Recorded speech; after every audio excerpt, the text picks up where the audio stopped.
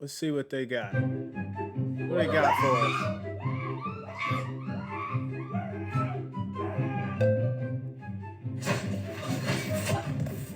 What? What? What is that? What is that? You got the dog excited. Oh shit! My man fell running. He can't even get up. What is he running from? What? What are you running from? What is he doing? What?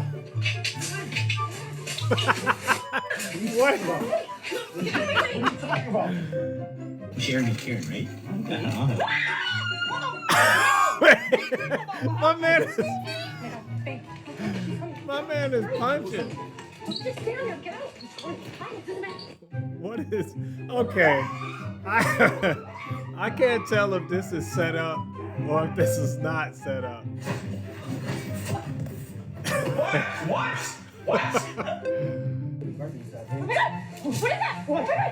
I think it's funny the dog got all excited. The dog is like, what's going on here?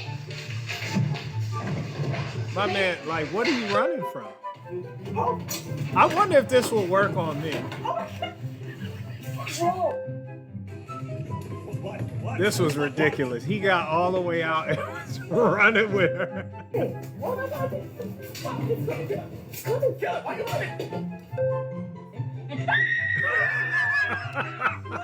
The dude's face, man. All right. All right, guys. Welcome to Blacksmith Podcast. It's Saturday, so y'all already know what time it is. It's our investment, our money matters conversations. So we are going to get right into it now. This topic was suggested by one of my brothers, and I think it's actually a good topic. He wants we're going to go over today what or how could your children benefit from you putting them on to financial literacy early in life, right? So the first thing we're going to go ahead and start with is going to be the Trump accounts. Yes, I said it. The Trump accounts. Now I'm talking about the childhood Trump accounts. Now if you're wondering what I'm doing, I'm taking notes so that I can create chapters, because an hour video is a long it's a long video, and you know me, I don't tend to sit there and watch YouTube. Like every Sunday my activity report will come up and I have a lot of time on YouTube. However, I'm not watching it. More often than not, I would say 80% of the time it's on and I'm listening to it. Like I have an hour commute to work. Thank God. Like I talked about this last week. I bought my time back, as my buddy Aaron said. I bought my time back by getting a motorcycle and saving 40 minutes to an hour on my trek home. I will sometimes put on a podcast or something like that on YouTube and just let it play, because that's a long time just to hear engine rev, right? Even if you were in a car. Anyway, so let's get into it. Trump accounts. All right, what are the Trump accounts? Well, first of all, let me see. In the investing channel on the server, Alpha Delta, if you see this here, he says, can you see this? Yeah, you can. He says, not sure if it's been mentioned, but Robinhood won the contract to manage the Trump accounts for all new babies. Listen, I'm going to tell you right now, Robinhood is the MVP company over here at the Blacksmith Podcast. Hood is the ticker, HOOD, but we'll get to that news in just a second. Let's talk about what the Trump accounts actually are. So let's go ahead and read here. Now, FICO on the left side of the screen, we're going to use that later. So I Googled something and we're going to come back to that later. But don't pay attention to the left side of the left screen. Pay attention to the right side of the left screen. Know what I'm saying? All right. So they're U.S. government investment savings accounts initiatives aimed at children rather than a personal business venture of the Trump family. All right, let's get down to it. So it's going to launch on July 4th, 2026. So Independence Day, which is quickly approaching, actually, it seems like the year just started and we're already in month 4 and almost halfway through it, you might as well say, right? Which is wild. Where does the time go? Again, everybody gets the same 168 hours in a week. It's what you choose to do with it that really makes or breaks you, right? All right, so to be eligible for Trump accounts, you have to be U.S. citizens under the age of 18 and children born January 1st, 2025 and December 31st, 2028.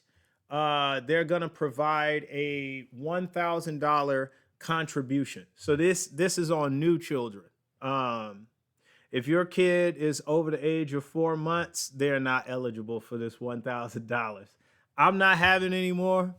That is not in the works for me. I'm good. So y'all have at it. Those of you who are already looking to start a family, there you go.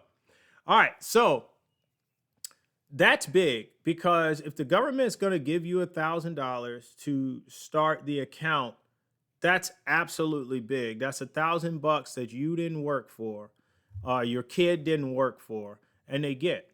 Um, anyway, they're tax advantage investment accounts where the child is the owner and the parent is the sole custodian until the child turns 18.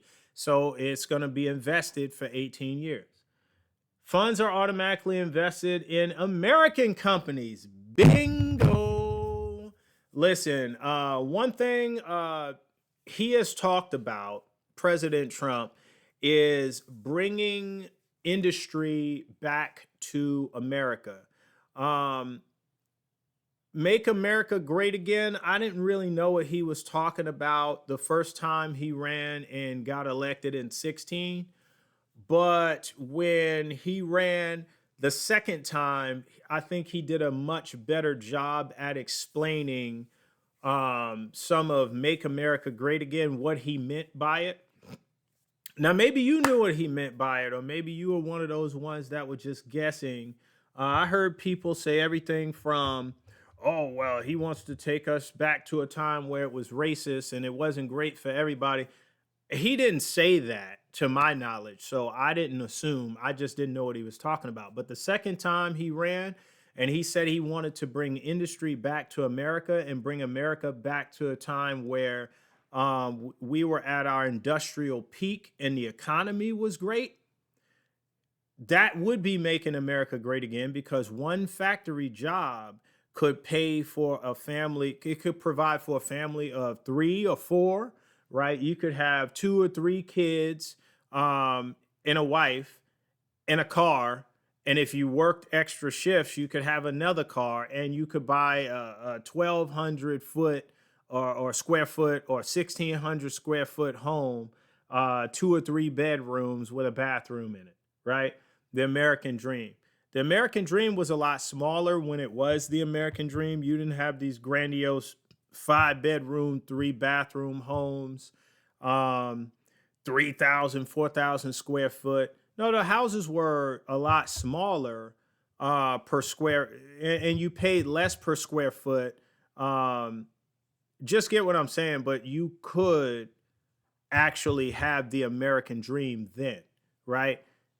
The American dream is a lot more expensive now, with the average house being 416,000 to 520K. All right, let's continue. Let me not get sidetracked. But American companies, Nvidia, first $5 trillion company in history. Caterpillar is a great company. That's a construction company. And Tesla is a technology company that its main thing is automobiles.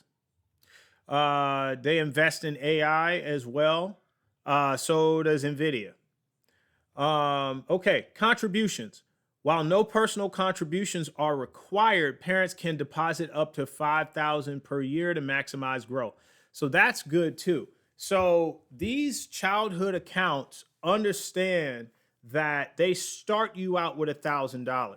Now, how much do you think $1,000 is going to compound over 18 years by itself? Probably not a lot. Now, if they're investing in companies such as these are three great companies, actually.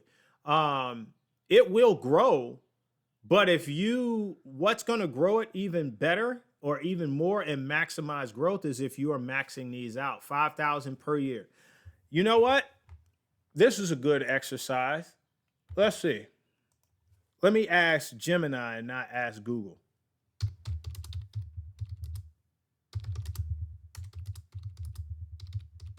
Watch this. This is going to shock you.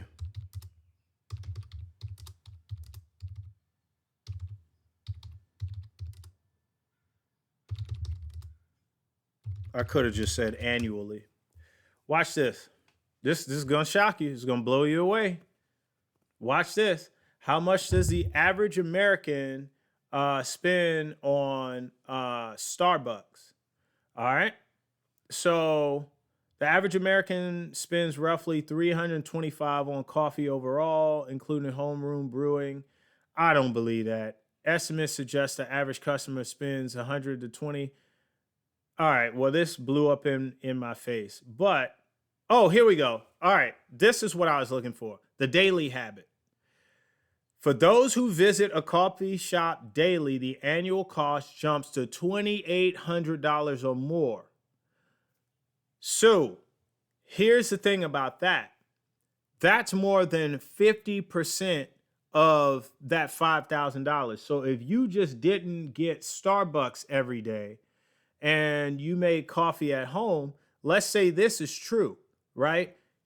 You could cut down your coffee bill to like, let's say $400 a year, and you had 2,800, so you would have 2,400. Now you can use that, and you're halfway to maxing out that IRA. Does that make sense? I think they're going to be IRAs. I'm pretty sure about that. But $2,800. So if you just cut out going to Starbucks and make your coffee at home, you could vastly cut. But and I only did that to show some people are going to jump right out the gate and say, "Well, I don't have $5,000 to spend on anything, much less invest." You do if you drink Starbucks every day. It's saying on average you have an extra $2,800.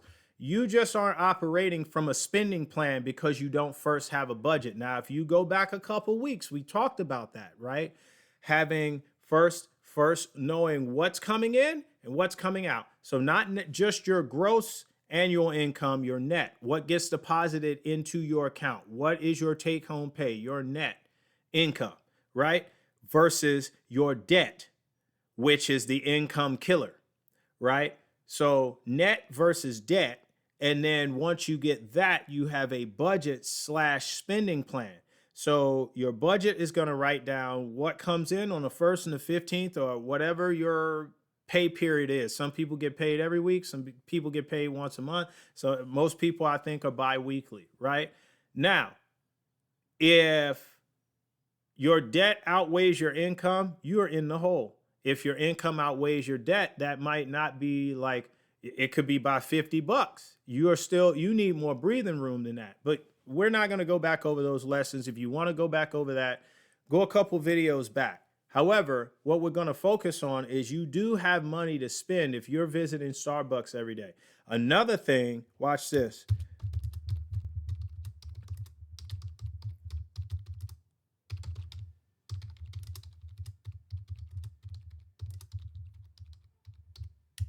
All right. I type about 40 words per minute. That's good. All right. So Americans spend a significant portion of their income on fast food. Stop right there. Stop the show. O'Shea Duke Jackson. Now, stop the show. A significant amount of their income. Now, you know it's coming next. I have to ask AI, what is the average salary? Before we go on that one.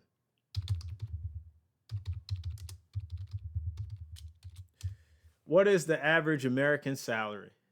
Because it says significant. All right, so the median salary is 62,000 per year, let's just say. Okay? Median individual. We'll go with median individual. So 1,200 per week. It's saying here that they spend a significant amount of their income on fast food. If you are earning, what was it, 62? 62. 62. I went too far. Here we go. If you're earning $62,000, I think 3 grand is a significant portion of your income. You know why? Your take home is not 62. That's your gross. So after taxes, if you live in I don't know what the average, we're not going to go and peel deeper on this onion. We're not going to go for and figure out what average taxes is. Let's just say on $62,000, let's say your net is $55,000, right? I still think 3 grand is a lot of money to hand over to the fast food industry.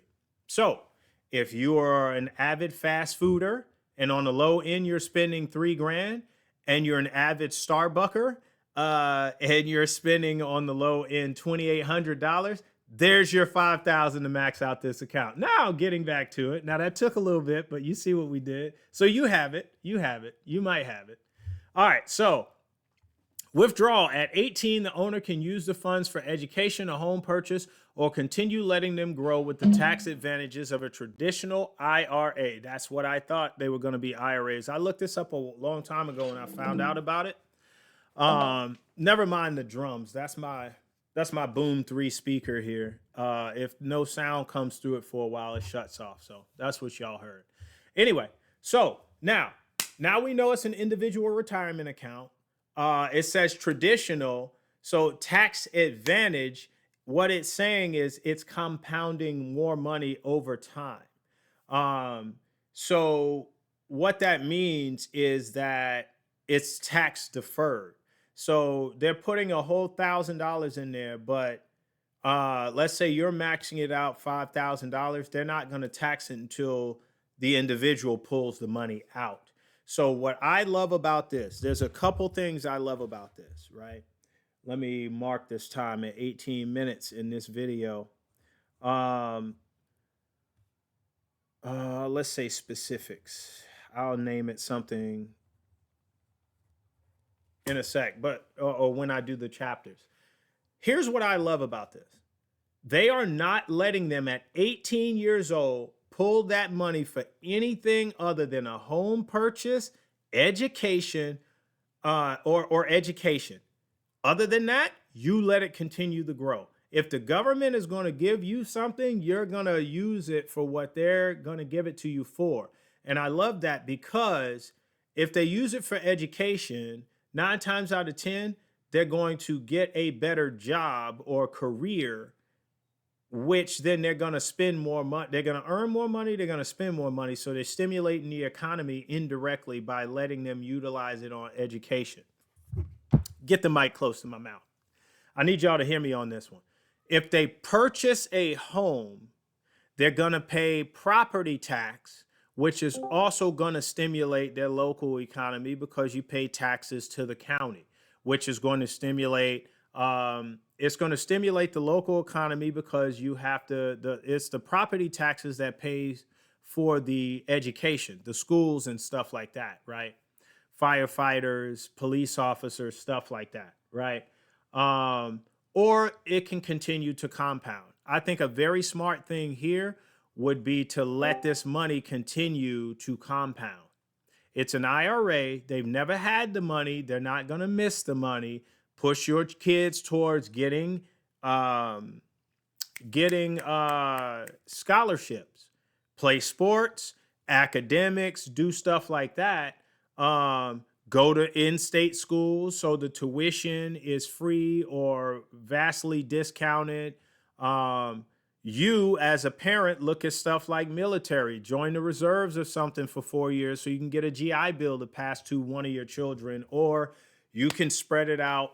Give a year to, you have two kids, give a year and a half, 18 months to one, 18 months to another. It's 36 months. So do something. But if you, now we're not thinking about what you want. This Saturday is about what's best for them. You doing what's best for them. So those of us who are active duty or already veterans and we didn't utilize our GI Bill, think about stuff like that. Think about retiring to a state. I'm not saying California, but what I'm gonna say is going to, I don't want this to sound crazy. There are states like California, and that if you retire to those states, any of your dependents or children can go to an in-state school for free. You can look at doing that, especially if you're active duty right now. Now, California is going to tax the heck out of you. So, you know. All right, the chat is fired up. Let's go. If people want for control over the kids' account, you can open up a regular custodial account for your kids. Yes. So you can open custodial accounts. This is why I'm saying if they're going to open this account up, especially when the child is born, a lot of people, if they're going to do a custodial accounts, you can also, it doesn't have to be either or. You could do both, right? Let this account run. But you open a custodial account and you go ahead and invest for your child, right? This is for your child. It's not what you think. So for me, I'm most certainly retiring to California from the military, so my kids will be able to go to an in-state school, a college for free. Now that was an option that wasn't available to me. So already my kids are going to have they already have better opportunities than what I had. So my contract right now with the Navy will take me to like 19 years and 10 months. So if I wanted to retire right at 20, I could absolutely just take this contract to 20 years, push it out 2 more months, retire at 20 and be done. Um, but my kids will be able to go to in-state school for free. So think about stuff like that. If you really want better for your children, it doesn't just happen by accident. You have to actually plan it. Chat, let's go crazy. Jump in here. If you just joined us, what the first thing we started with was the Trump accounts for children, their IRAs. And if they're born between January 1st of 25 and I said 4 months, so I was thinking 26. I'm gonna go way back. I'm gonna correct myself. I meant a year ago. So January 1st of 2025 and December 31st of 28, they start you out with $1,000 in the account. And when the kid turns 18, they now take control over it. They're investing in American companies such as NVIDIA, Caterpillar, and Tesla. The parent is the sole custodian over it until the child is 18. You can max it out with $5,000 a year. And at 18, they can only withdraw it for education, home purchase, or they can let it continue to grow. So in a nutshell, that's a quick rundown. That's right. All right. So I think I don't know what y'all think, chat. What do y'all think of those? I went over it rather quickly, but I'll leave it here really quickly if y'all want to jump on that and reply to some of this. What do you think? I'll give you something to reply to if you want to. What do you think about only letting you withdraw it for education, home purchase, or home purchase? Chat, or if you're watching it later on YouTube, put some comments down in the comment box for that. And then the other thing I want y'all to comment on, if you please, is what do you think about only investing it in American companies? Service is bad. You didn't catch everything, but UGMA account is for school. Yep, that is correct. That is correct. Good stuff. Good stuff. Well, what do you think? If I don't know if you caught this, what do you think about only letting them withdraw it at 18 for education or home purchase? And the other thing is, what do you think about letting them only invest in American companies? What do y'all think about that? Me personally, I think it's awesome. All right. We got something else in the chat, chickadee chat. Oh, yeah. I'm going to get to this. I am going to get to this. Yes, Robinhood Markets and Bank of New York Mellon, BNY, won the contract to manage the Trump accounts, a new government-backed savings program for children. The Treasury Department announced it on April 6th. BNY financial agent actually handled the management. Okay, cool. I didn't know about the Bank of New York. I did know about Robinhood as of last night. Alpha Delta put it in the chat for us. So now let's talk about, so this talks about the Bank of New York. This one does. So it was definitely on here. I'm going to skip all of this stuff, but that's the Trump accounts. Y'all tell me in a nutshell what y'all think of the Trump accounts. I just gave you two things to reply to. First, again, what do you think about them investing in American companies? And what do you think about them only letting you withdraw it for education and home purchase? Now, we're going to move on to the second topic.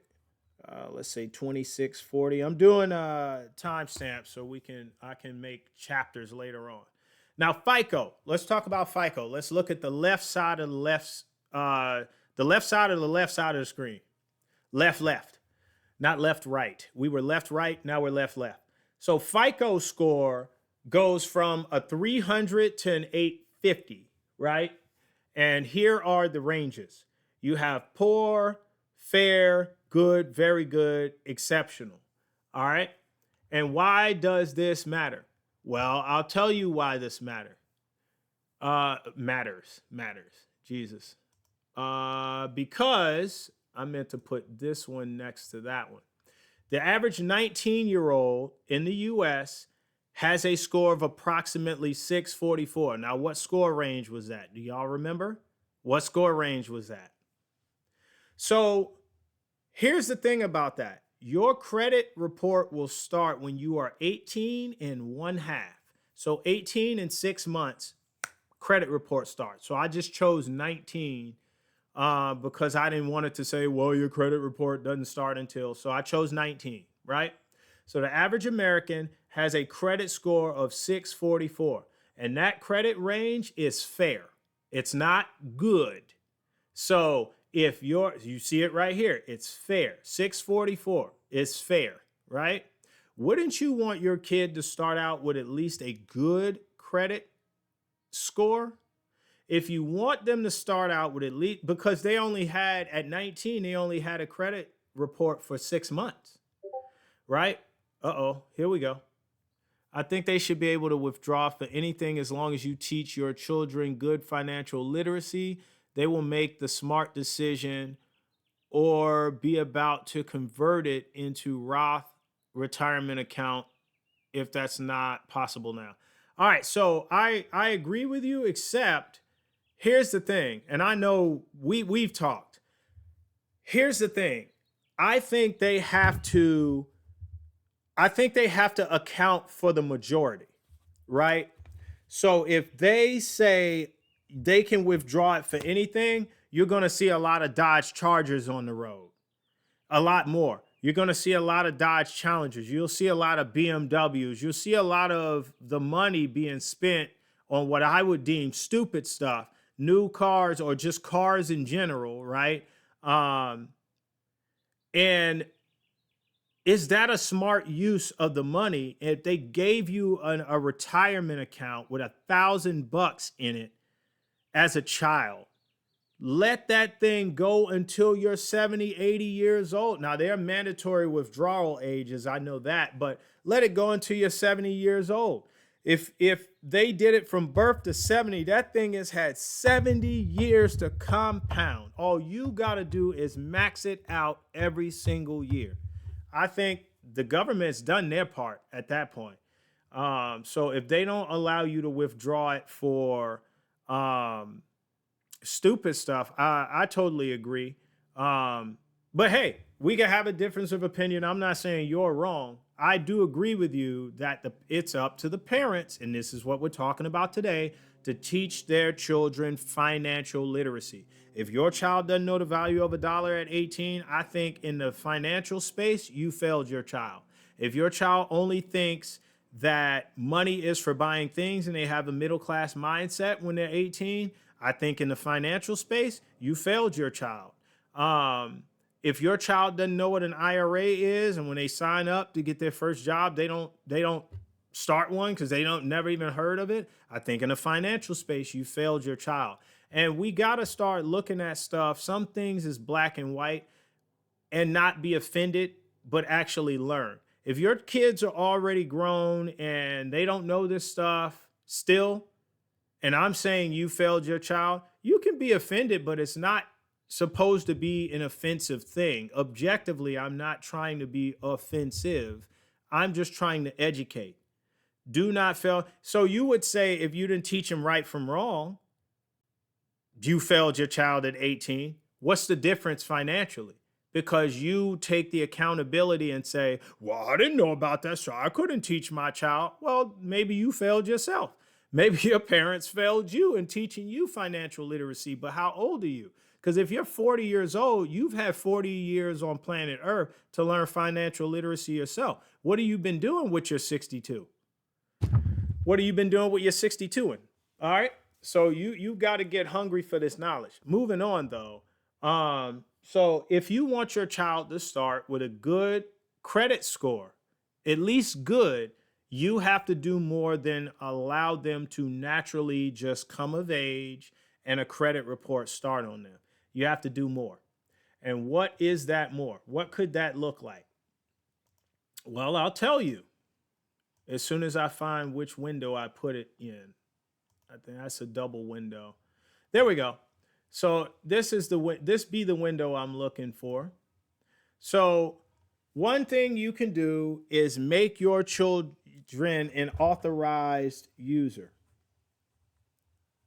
Authorized user.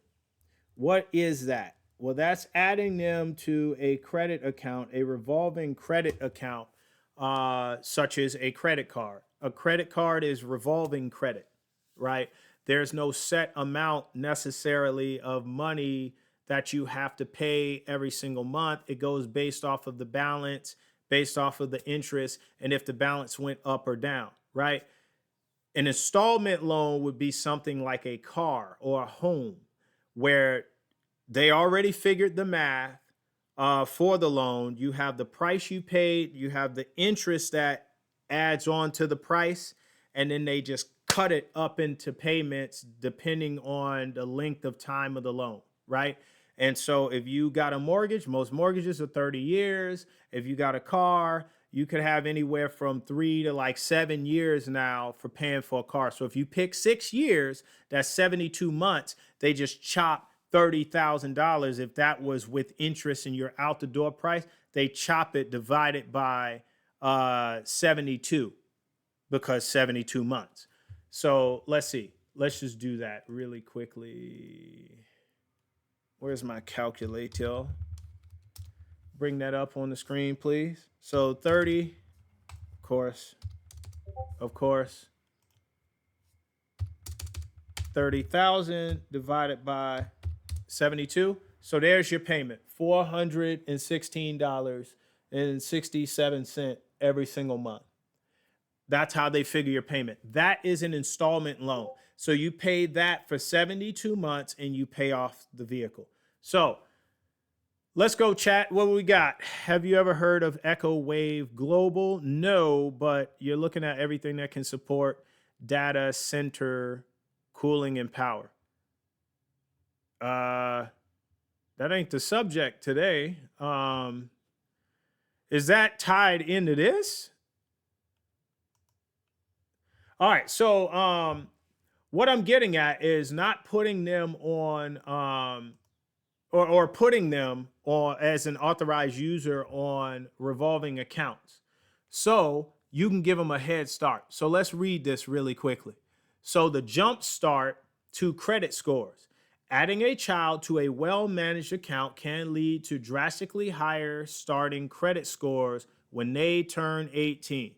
So now there's ways you can get snazzy with this, but I'll leave that until I read this first one at least.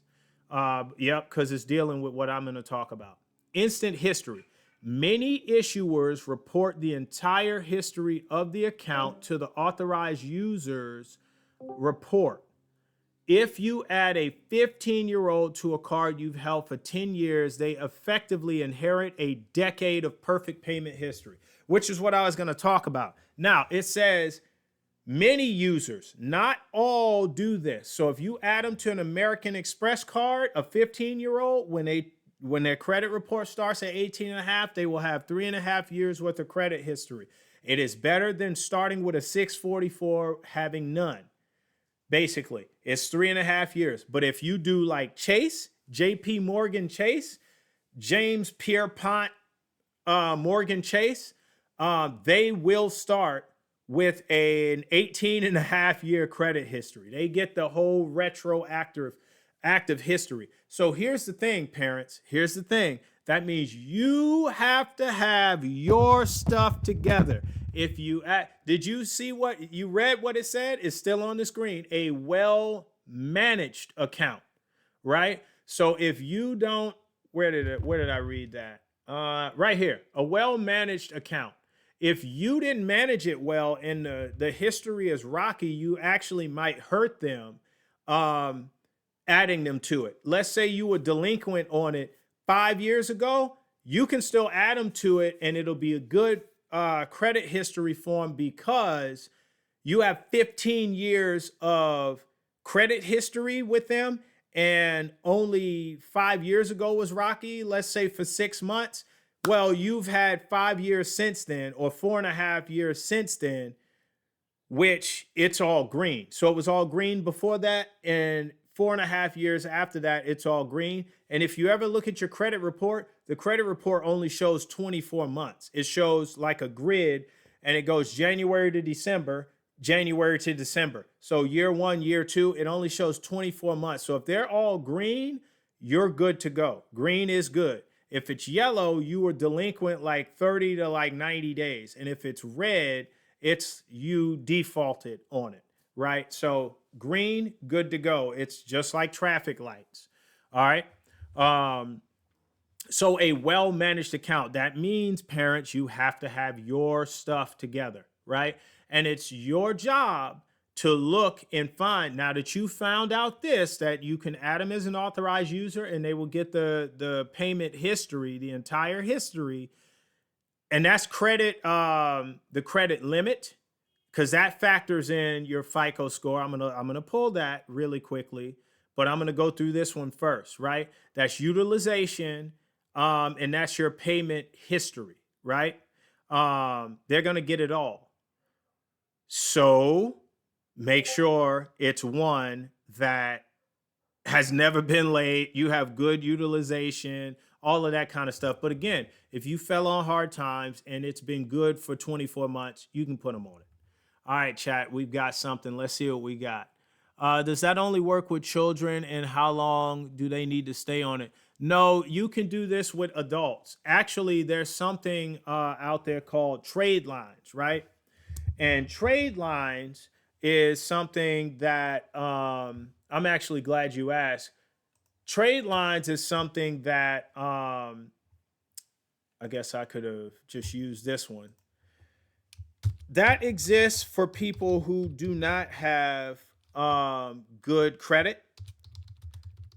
You have people that will put their card info. Not their card info as in the number, the card number, the expiration, the CVV or CVC, not that. but they will go to a site and say, hey, I have a Chase card that has been good for 10 years and it has this limit on it. If you want to be an authorized user, it'll give you the full 10-year history on it. And I'm going to charge you $300 every week to do it. Right. And that person will be like, ooh, let me pay $300. Make me an authorized user today, starting today on Monday, so that I can now apply for this car loan because it'll retroactively give me. You want to do it when it's going to report to the creditor. So you don't want to do it if they're charging you 300 a week to do it. You don't want to do it when they just report it to the creditors. You want them to do it a week like prior to it reporting or a couple days prior, so you don't pay 300 twice.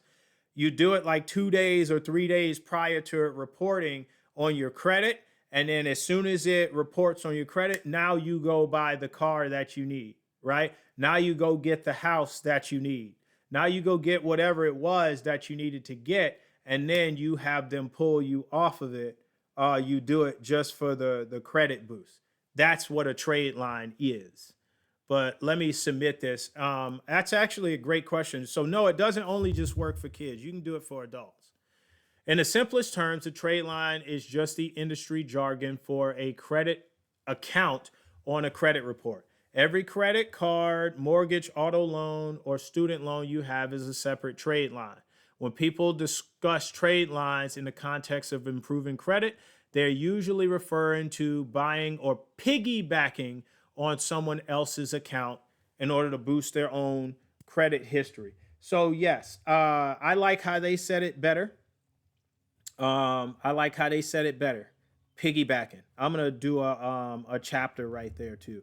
I'm gonna mark that time. Trade lines. Um, so that's how trade line. That's what trade lines are. Whenever you open an account with a lender, they report the line of credit to the bureaus. So we know Equifax, TransUnion, and Experian. If you didn't know that, those are the bureaus. I did a couple videos on this. If you go to my videos, it should be in the Discord live. Scroll all the way to the bottom. I did all about credit a couple of times. You got to be smart on this.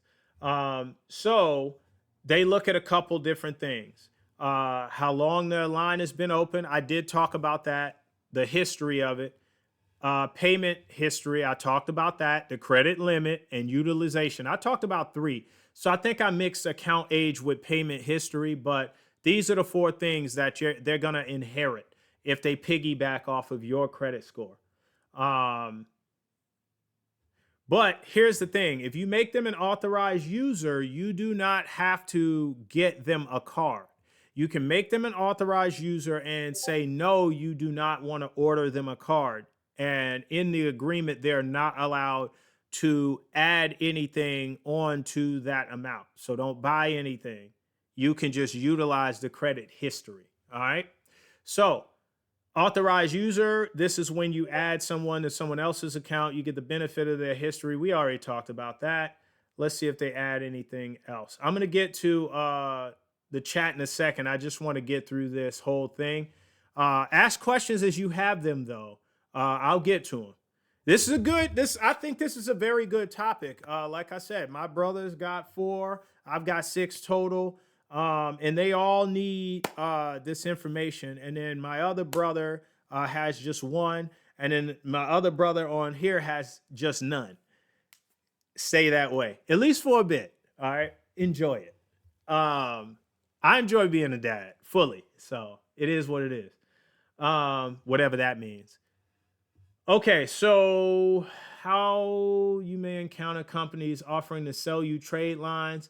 We just talked about that. All right, so that was it in a nutshell. Let's get to I'm not going to go through every nook and cranny of this. So we answered, does it only work for children? How long do they need to stay on it? Okay. As long as you want them to stay on it. Let me tell you something. If you really want the best for your kids, keep them on it for life. It's like this IRA. You can open the IRA, and why Invest was talking about it. You can open a custodial account IRA and make that sucker run until they're 70. Keep them on that card for life. Why? And think about it. Why would you ever close that account? If you have the credit card, why would you close it? If the answer is I wouldn't, then why would you ever remove them? Keep them on it. Never order them a card. Keep the account in good standing. The end. Because let me show you something, the FICO score breakdown.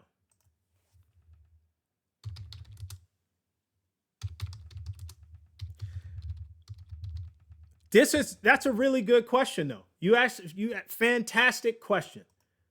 I'm going to answer this very easily. Okay. I like the pie chart, but I don't know, maybe I'll do images, but I'll just talk through it right here.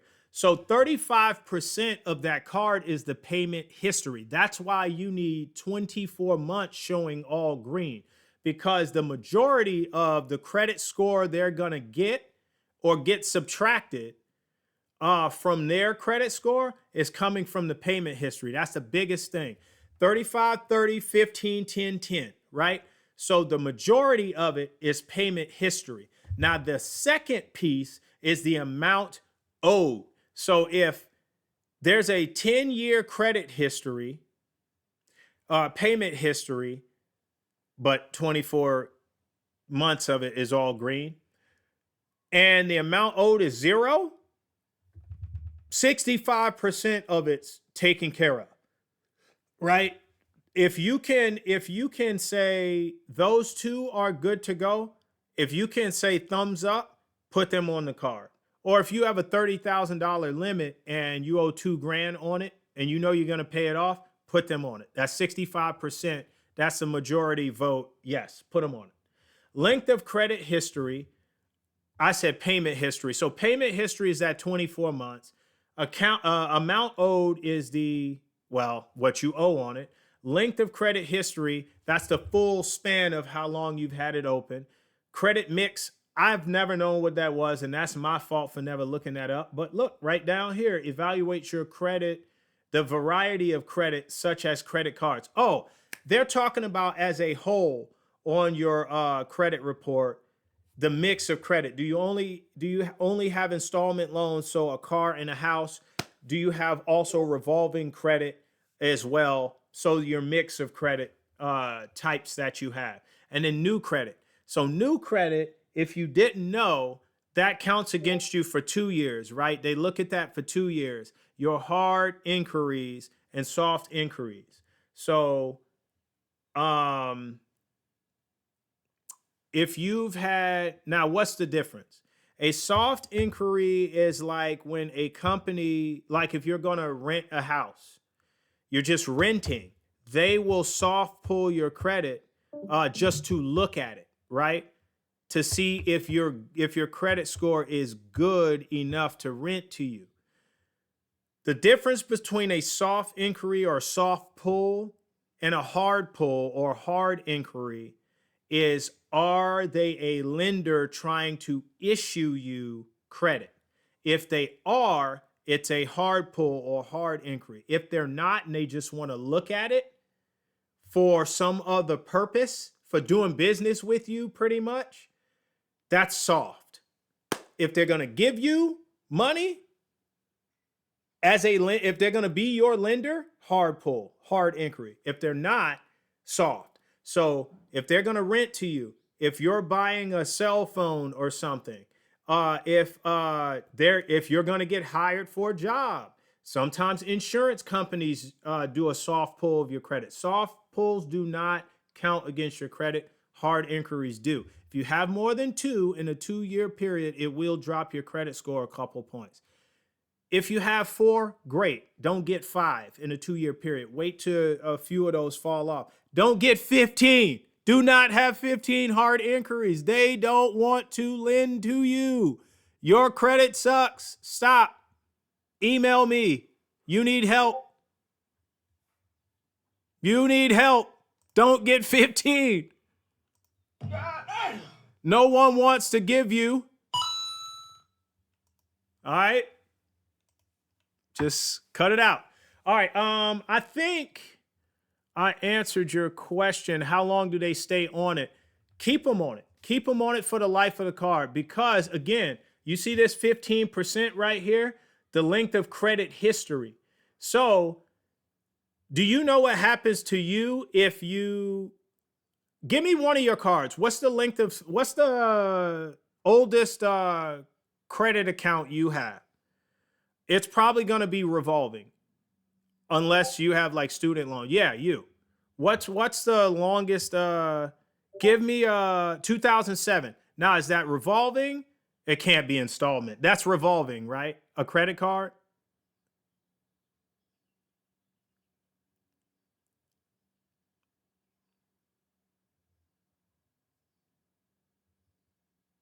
Wrong.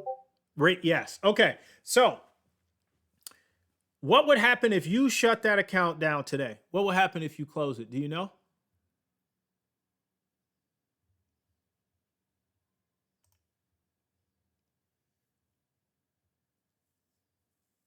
What would happen? Your credit would take a huge drop. Correct. Correct. So so then think about that.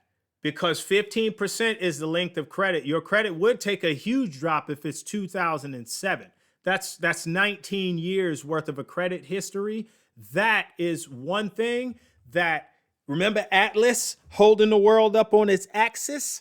That credit account for you is your Atlas. Everybody needs an Atlas, something anchoring them to the crux of be the pillar for your credit support, right? If you have something like that, do not close it. Now, I'll tell you one of the main things that screws people over: divorce, because they will have a credit account when they get married for 10 years and then they'll close it. Bam, you just lost the pillar of support. Now, let's say the next longest credit account is like 2 years. Atlas is like getting crushed. Your Atlas is more like this Boom 3 speaker, and the wall is sitting this far down from the floor, right? Instead of Atlas being this tall, holding that ceiling up 10 feet tall, now it's way down here, right? It's not holding your credit account up very much at all. So, yes. So if you were to close the account, it would significantly negatively affect your credit. It'd do the same thing to the kids. Keep them on it. If you're going to put them on it, keep them on it. You don't want it to say account closed or they were removed from it or whatever. Keep them on it.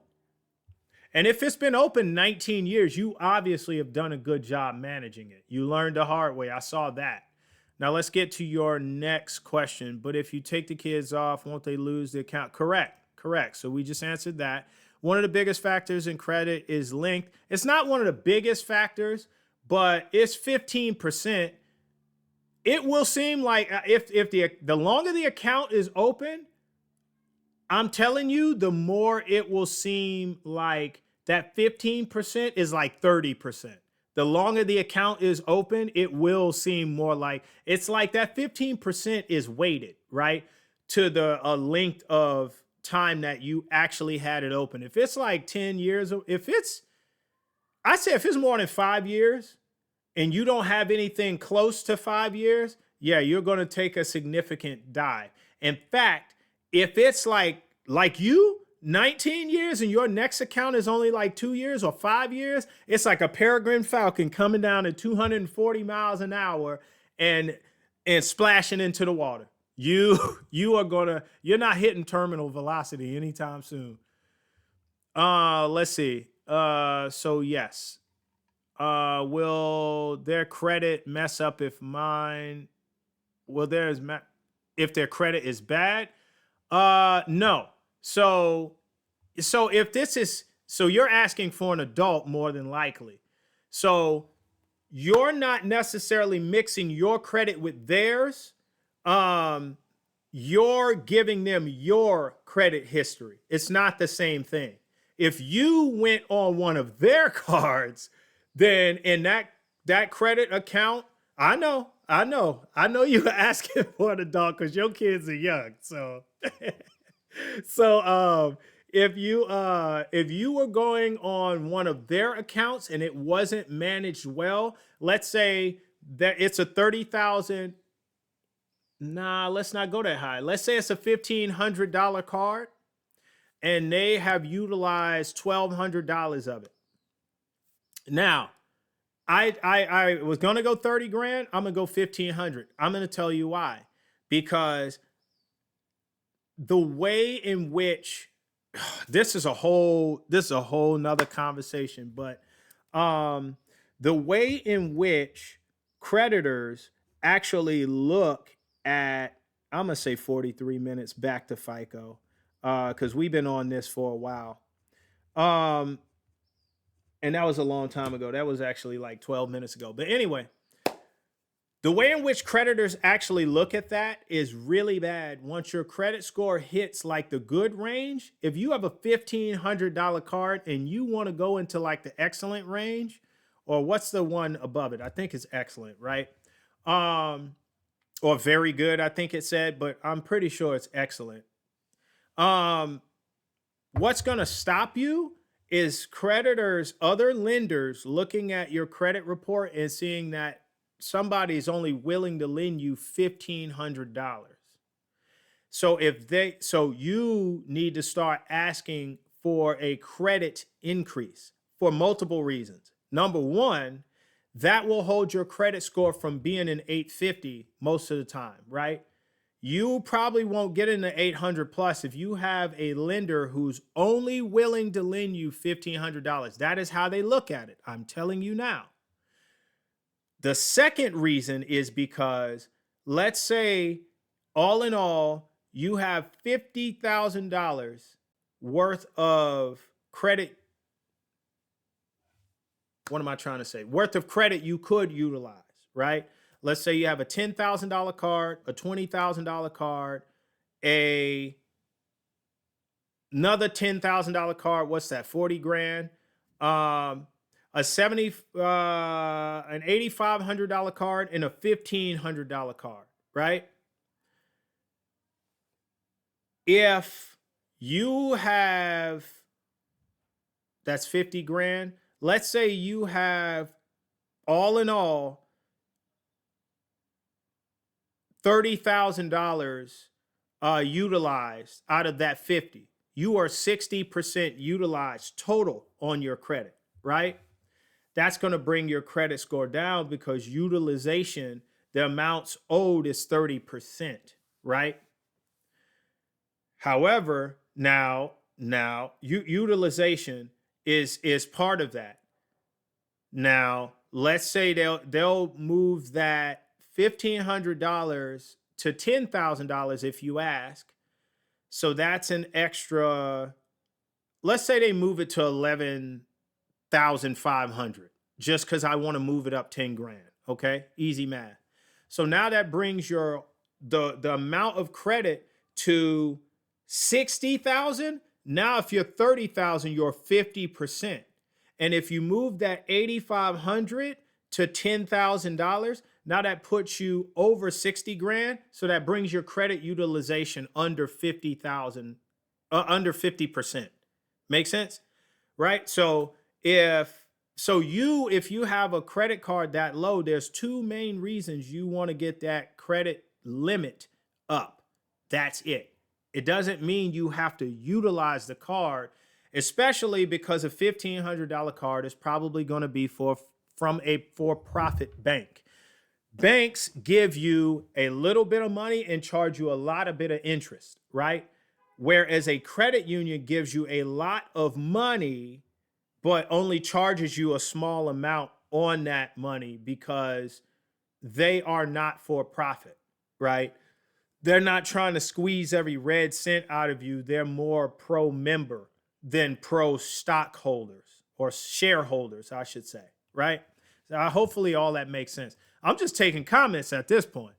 I tell you what, I'll run through some of these really quickly. So I think I answered this one. No, their credit's not going to mess up yours if theirs is bad because you're adding them to your account. And then why invest? You say you just took a quick look at the chart. Looks like a good buy, very long term buy.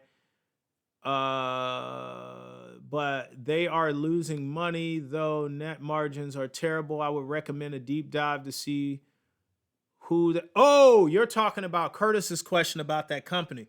Okay, if we get time, we'll come back to this one. So I'm gonna heart this one for now. I'm not going 100 because I that to me that my system that means that I went over it. We got to that.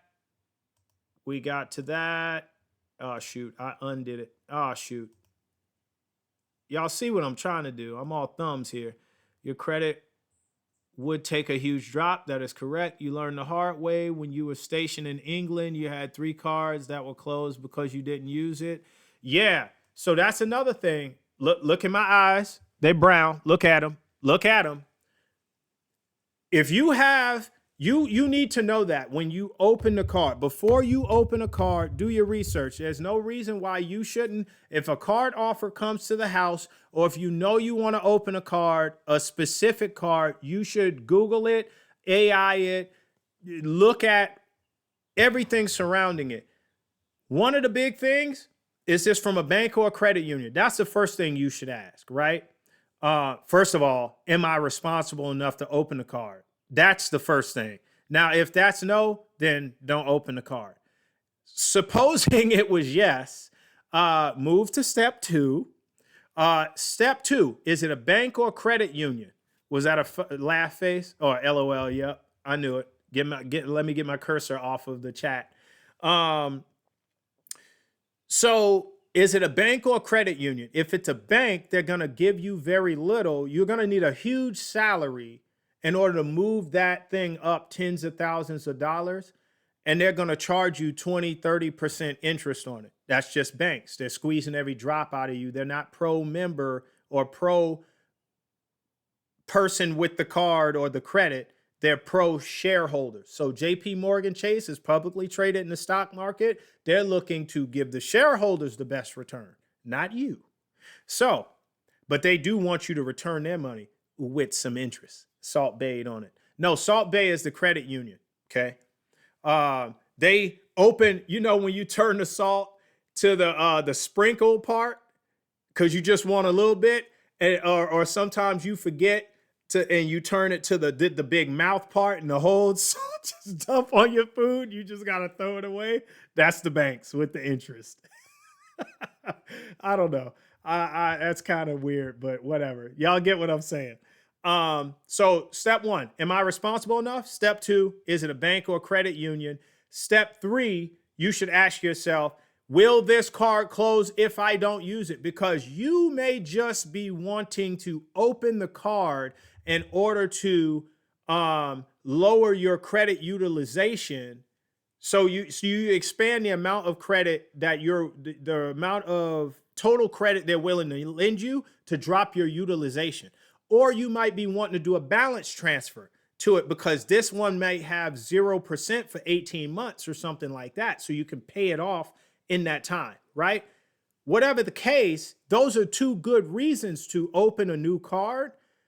But here's the thing. If you don't ask yourself those questions, like I can tell you right now, Home Depot, that credit card will close if you don't use it. They'll say, and I think it's like every 6 months, they'll tell you, they'll send you a bill or with the bill will come a notice. We're going to close this account. If we see you haven't used it, we lowered the credit limit and we're going to close it if you don't use it soon. I'll go into Home Depot, buy a Snickers bar and walk out. I'm not playing. And so that's the kind of stuff that nobody taught me about before I opened credit cards. But that one, you have to struggle to keep it alive. Not really. Yeah, it's usually those department store cards that will do that. Yep, see, Home Depot, JCPenney, Boscov's, I don't know what that is. That must be a local thing. And Lowe's. Everybody knows what Slows is. I'm Team Home Depot's. You know what I'm talking about? I worked for them for 2006, so I can't get on the Lowe's bandwagon. But yeah, all of this stuff, just let's say it's 100. All right. So thank you for that. So I think we've answered all that stuff. If y'all have more questions, come on, let's ask it. Where JT at? He jumped off. Was he on break or lunch and then he had to go back to work? If so, I ain't mad at him, in the words of Tupac. But listen, FICO score, back to this, all the way back to FICO. I'm gonna need to do another one, back to FICO. This is the breakdown of it. So if you're beholden to this, so will your kids be, right? If you want your kids to start off in a higher FICO bracket, I almost said tax bracket. If you want them to start off in very good, good, very good, exceptional, I'm pretty sure it's excellent, not very good, but maybe it changed. But either way, if you want them to start off good or above, then you need to plan. Failure to plan is planning to fail, right? So put them as an authorized user. And again, if no one can necessarily see hard times or a lost job on the horizon, a layoff or something like that. You can't really foresee that, right? But if that does happen to you, I understand, but you want to add them to accounts that have been good the entire time, because let's say you fell on hard times and you added them to the Chase account, but now you got to start using the Chase account, and maybe it ain't going to be good. You added them to it, take them off of it if it's going to get bad, because the little bit it's going to drop their score. It's giving them the whole 15 or 10 years retroactively of credit history. Give them that. But if you fall on hard times, judge it. If you've got to cut him off of it, cut him off of it, because it'll be better for them. And remember, when they hit 18 and 1/2, they can always start opening their own. And if you've already done the work to get them a great credit score, chances are you've also taught them how to utilize it so they can raise it themselves. And listen, you're not talking to somebody who doesn't know what he's talking about. In 2009, when I joined the Navy in '08. Hey, can somebody mute? Who is that? So in 2009, I joined in '08, the Navy in '08. In 2009, July timeframe, I looked at my credit report and I had a 520 credit score. Okay. I needed to get me a car so I could get around. I paid $6,300 for a 2003 Nissan Sentra. It was a 5-speed manual, 4-door, family sedan, compact car. And I paid $6,300. I didn't go buy a $10,000, $20,000, $30,000 Beamer, nothing stupid like that. And I say that because there was a guy who also lived in the barracks. He worked, he was in aviation, a mechanic or something like that. Dude was an E2. I was an E3. So I was earning like $19,000 a year. He's earning like $16,000, $17,000 a year. That's the difference. He went and bought a BMW M3. I don't know the year, but I think it was near new. He was paying $900 a month for that car, and he was paying like $300 in insurance. And you know what I saw? I saw it being parked. I saw it being parked for like 2 months, maybe 3, because he couldn't afford gas to even drive it. And he ended up having to sell it to somebody because he was in over his head. Because it takes 9 months to move from E1 to E2. It takes 9 months to move from E2 to E3. So his paycheck wasn't increasing anytime soon because he had just gotten E2. So he ended up having to sell it to somebody. I think he took a loss on the car. So make good decisions early. A $6,300 car cost me like $185 a month. If your car note, who wouldn't trade their car note for that? Don't raise your hand.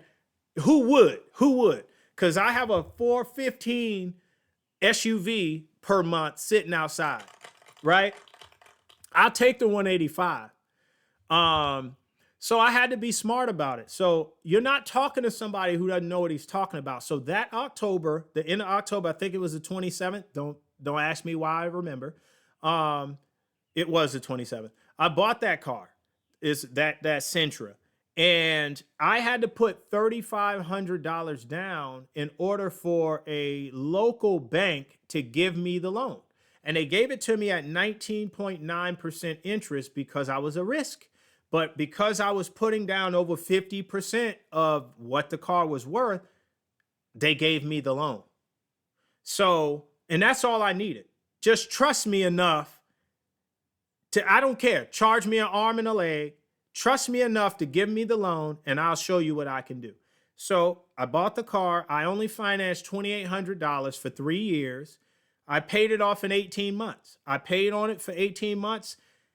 In 13 months, my credit score went from a 520. Oh, the next day after I bought the car, I opened up a First Premier credit card, which had 79.9% interest on it. Don't worry, I didn't pay 1 red cent of interest on that card. It was only a $300 limit, and I only used it for gas and groceries. So I never took it above $150, and I always paid it off in full every single time the statement came, in full, right?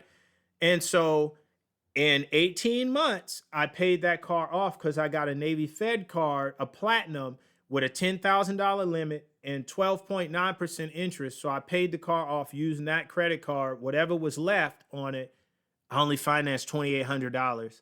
I put the rest on that credit card and saved 7% interest. You're not talking to a lame duck. In 13 months, I was at a 650. Okay? You can do it too. You just have to know what to do, right? So you're not talking to somebody who that, and I shoot, '09, what was I? I was 23. I was 23 when I was doing this. So I was 24 when I had the 650, when I had rebounded, right? And remember, what range is 650 in? 650 is still fair. So I went from poor to fair in 13 months. That was good. Listen, a weight was lifted off of my head. So if you want your kids to start better than you got to start teaching them. And there's a lot to learn. Look, we've been talking this show's been going on for an hour and 11 minutes, or at least the recording has. We've been on live for an hour and 30. I was talking to Why Invest before I started the show, but just understand there's a lot to say because there's a lot to know. Even if I didn't tell you the stories, there's still a lot to say because there's a lot to know. And it all comes down to, if you want your kids to be better off than you, then you need to start teaching them early. Teach them the value of a dollar. And when you say the value of a dollar, teach them that money is for making more money. I was looking at, if you've been following the channel, you'll see that there's some shorts that popped up. Well, I have this vidIQ. It will take my long form content, and I will upload it to that, and it will cut my long form content into shorts, and it'll give me the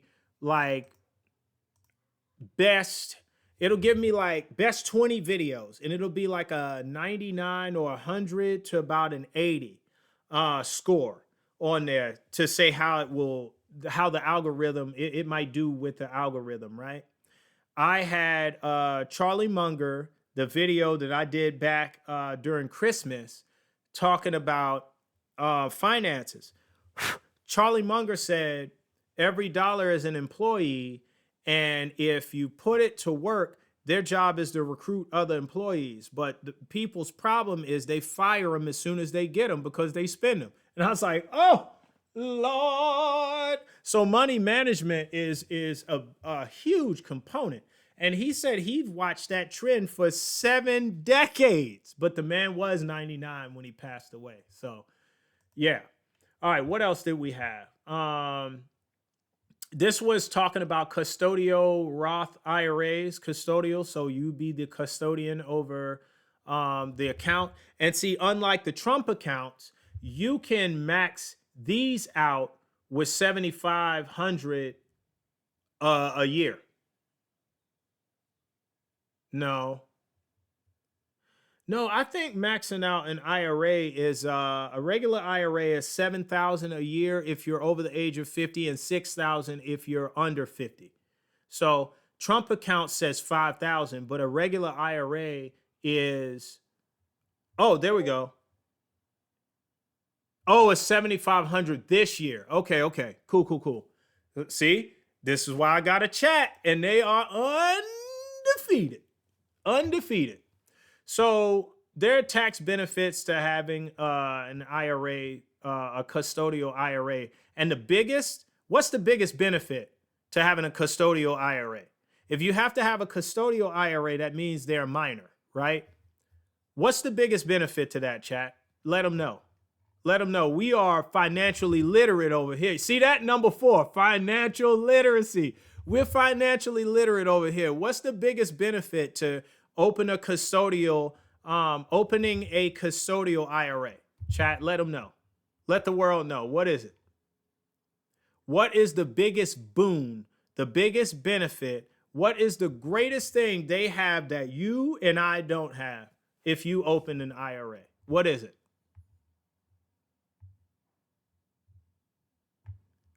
Y'all ain't saying nothing. I'm worried. No. What's the largest component? That is true. But what's the largest component in how much they're going to earn? What is it that they have that we don't have that's going to make them earn more on their money than we would earn on ours? What's the thing they have over us?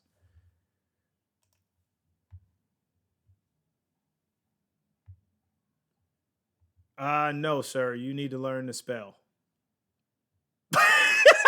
Yes. Yeah, I'm not gonna shut it.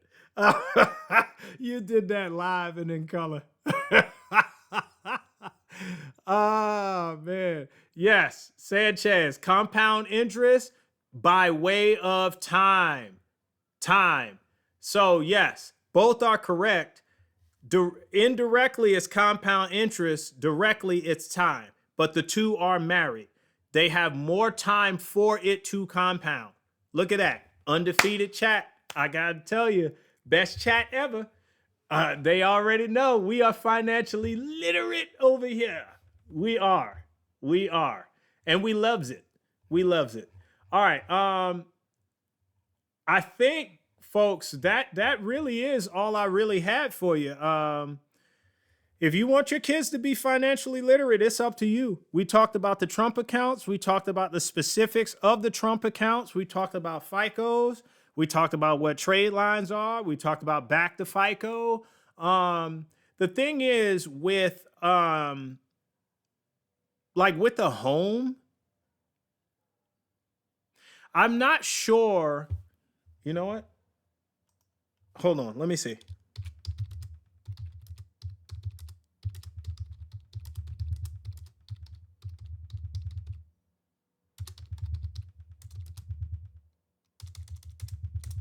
I don't know if it will understand what I'm trying to say.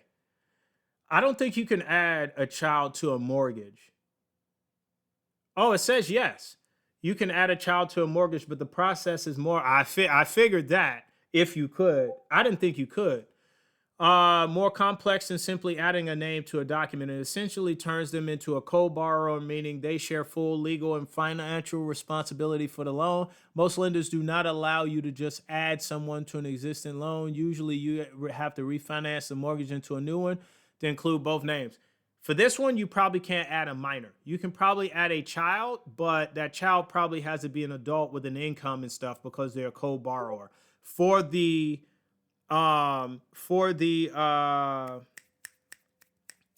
credit card, they don't have to have an income. You can just add the name.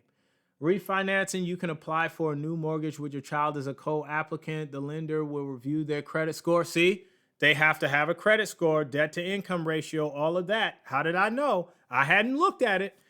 Assumption, some loans like, yeah, but that's what I wanted to know. So you cannot do that with a mortgage as simply as you can with a credit card. A credit card is probably the best thing you could do it with. Same thing for a car. You would have to probably refinance that car. You cannot just add them to it. They need to see debt to income ratio, credit score.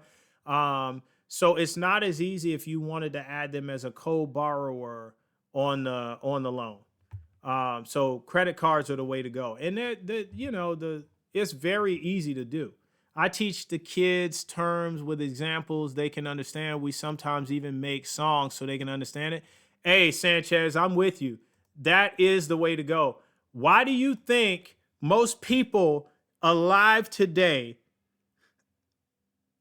yeah, I could say this because the English language is the most widely spoken language on planet Earth. Why do you think most people alive today and to have ever lived remember their ABCs? Because it's in song format. That's it. That's it. People can't, they may not know the words to Macarena. They can bop to the song, but they know those ABCs because it's in song format. Kids, that is a great tool, man. That is a great tool. And with AI, guess what you could do? You could create whole songs for financial literacy for kids. Utilize AI. You don't even have to be that creative because most of us are not. You could do it with AI. I forget that. What's that app that JT uses? I don't remember, but he makes a lot of music utilizing that app. But you could do it. You could absolutely do it. You do that now with AI. Oh, good. What's the app called, dude? What is it? You know what I'm talking about?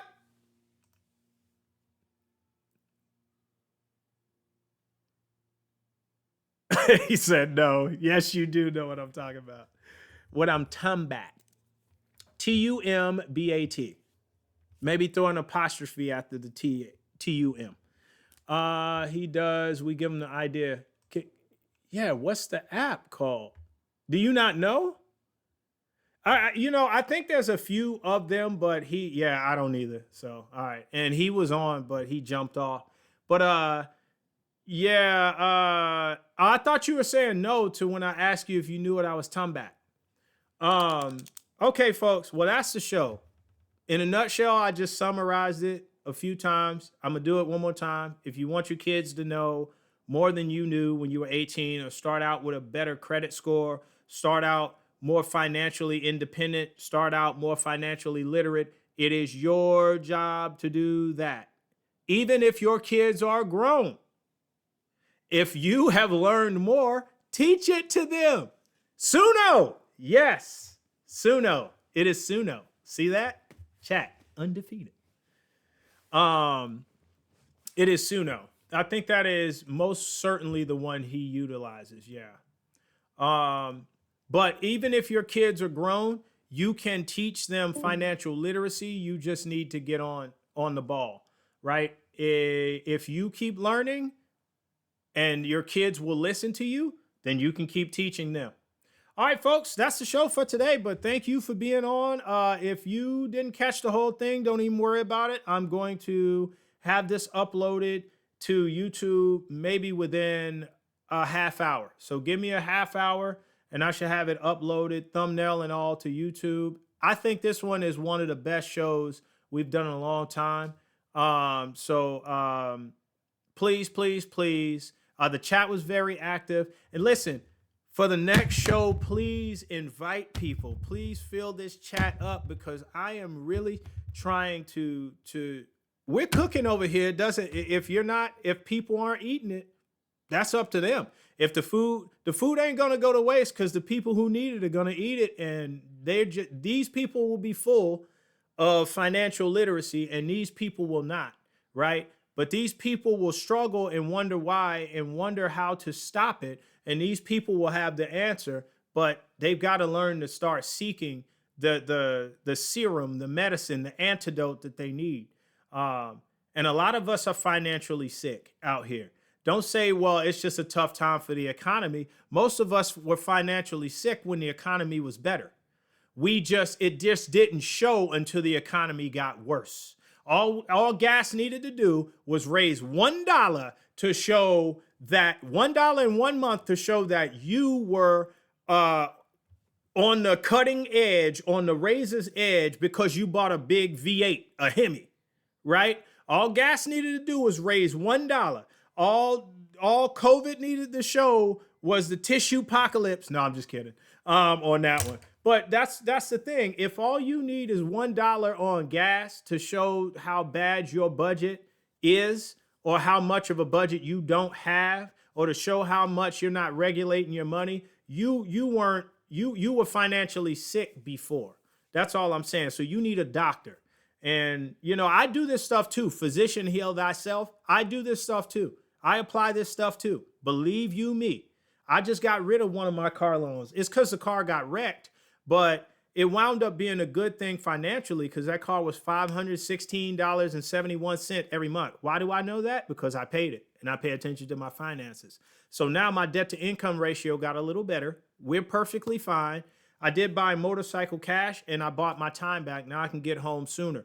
But I am trying to be a very careful because them cars out there, it's almost like they be trying to, you know what the blank was, fill it in. I can't say that and put it on YouTube. I get canceled. All right, folks, that's Show the Forge Going Cold. Thank you for joining me. I love all y'all. I will have this up. Give me 30 minutes. I should have this on YouTube.